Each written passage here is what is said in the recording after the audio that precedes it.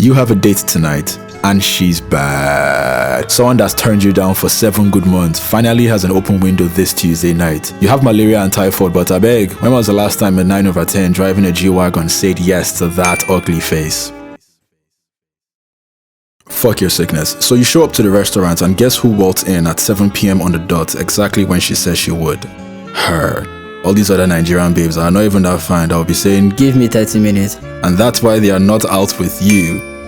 You two lovebirds share a fantastic 2 hours, talk about traveling, movies, politics. You don't know shit about politics, so you just nod your head and listen. How is she brilliant and submissive in her demeanor as well? Night ends, you pay the 30k bill like a boss, even though that's half your salary, so you make your move with a kiss. And she doesn't stop you. She invites you back to hers, and 15 minutes later, you two wayward wankers are wilding away against her wardrobe. You suave bastard. You've pulled it off. Clothes off, pinned to the bed, midway into the best snacks of your life, you realize you can't get yourself out.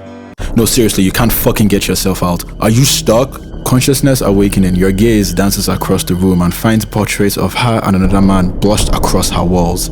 I can't come out. She's not only married to a Yoruba chief, but the suspicious village man has used the magic of Magoon, and now you're stuck in her goodness till you die.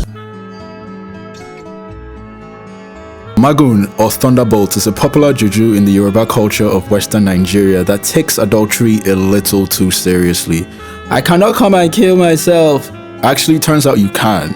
It is believed that after 2 people commensurate their marriage, either party can obtain the charm in the form of a broomstick or a thread, and if they suspect that their partner is being a naughty Wayne Rooney, they can place the object in a passageway that their spouse is going to cross, and once that happens, Juju activated. Now, if you so much as slip into another woman's vagina, as tends to happen after 2 cans of black bullets with your ex's sister and she finds out and breaks up with you, it was an accident, Delilah. Then, as is commonly said in this part of the world, you don't shit for church. The consequences of Magoon is said to vary. Unfaithful man crawls like a rooster 3 times and then dies, or he somersaults 3 times and then dies, or in the woman's case, big cheers to equality, she also dies, but not before transitioning into the ugly witch in every Disney cartoon. Embarrassment is key in Magoon if you haven't figured that out. But the most interesting Magoon, and my personal favorite, is that the cheating spouse and whoever they are boinking get stuck mid-boink until death or the other spouse unlocks them.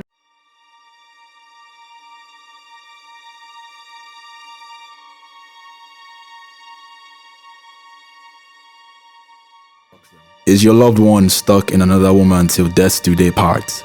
Technically, he was more married to her than he was to you. This phenomena is not isolated to the Yoruba culture. The medical world have a scientific term or Harry Potter spell called penis captivus that describes a man's unmentionables getting stuck during sex. Except in Magoon, he bleeds to death, which is quite a hilarious way to get cut red penis. I'm sorry, Delilah. Infidelity is common amongst almost all species. In fact, 90% of mammals have multiple partners and only 3 to 10% are even socially monogamous. But since humans are both fucking animals and we have this thing called dignity, it goes without saying that one must not marry purely out of some family or societal obligation. Righteously enjoy the frivolity of singledom, and if you must partake in parenthood with 1 or multiple wives, recognize it is primarily about duty and responsibility, so you don't carelessly end up raising the next school shooter or Yemi Alade fan. It's a joke. Jesus. So date who you want date to, but if you're ever taking those vows, remember that till death do you part could not only be romantic, but a warning to beware of the charm of Magoon.